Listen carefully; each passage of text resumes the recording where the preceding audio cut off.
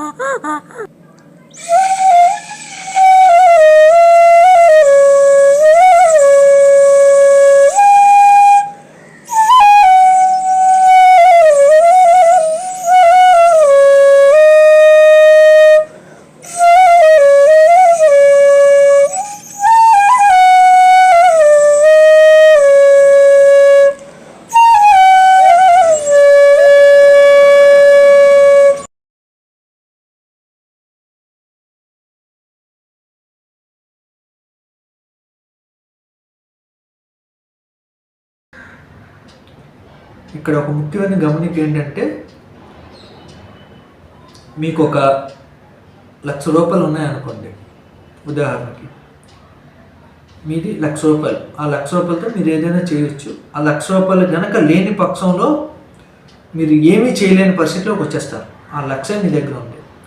అప్పుడు మీరు నాలాంటి అభాగ్యుడు మీ దగ్గరికి వచ్చి నేను కష్టంలో ఉన్నాను అని అన్నప్పుడు మీరు చేయాల్సిన పని ఏంటంటే, ఆ 1,00,000 రూపాయల్లోని మ్యాక్సిమం 5%, అంటే ఎంత, 1,00,000కి 5% అంటే 5,000 రూపాయలు. అంతకు మించి మీరు సాయం చేయకూడదు. ఆ 5,000 రూపాయలు మీరు ఇచ్చి సైలెంట్గా ఉండాలి. నేను మీకు తిరిగి 5,000 ఇచ్చాను అనుకోండి, సంతోషం.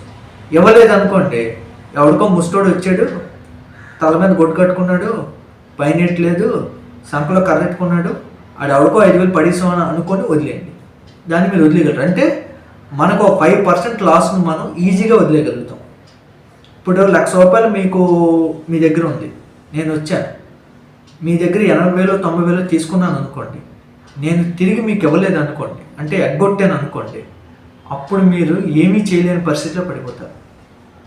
సో లీగల్గా కూడా వీటికి సంబంధించిన చాలా రూల్స్ వచ్చేసినాయి. ఒకవేళ మీరు నా మీద ఏమైనా చేసినా నేను మళ్ళీ మీ మీద తిరిగి కేసు పెట్టేటువంటి పరిస్థితులు కూడా ఏర్పడ్డాయి. ఎందుకంటే అలాంటి కేసులు మేము చూసాం. మేము అప్పిచ్చామండి, వెళ్ళి గట్టిగా అడిగితే వాళ్ళని ఏదో మేము చేసామని మా మీద రివర్స్ కేసులు కూడా పెట్టారండి అని చాలామంది వచ్చి బాధపడుతూ ఉంటే, వాళ్ళ మాట విని నవ్వాలో ఏడాలో బాధపడాలో సంతోషపడాలో ఏది చేయాలో కూడా అర్థం కాని పరిస్థితి. సో అందుకేంటంటే దయచేసి ఎవరు కూడా సహాయం చేయటం అన్నది మానవ ధర్మం. ఆ సహాయం అన్నది తలకు మించి పాగా కట్టకూడదు. ఇప్పుడు నా పాగా ఎంత ఉంది, తల ఎంత ఉంటుంది, అదే ఎంత పెద్ద పాగా కట్టాను అనుకోండి, అది చాలా దుర్భరంగా ఉంటుంది.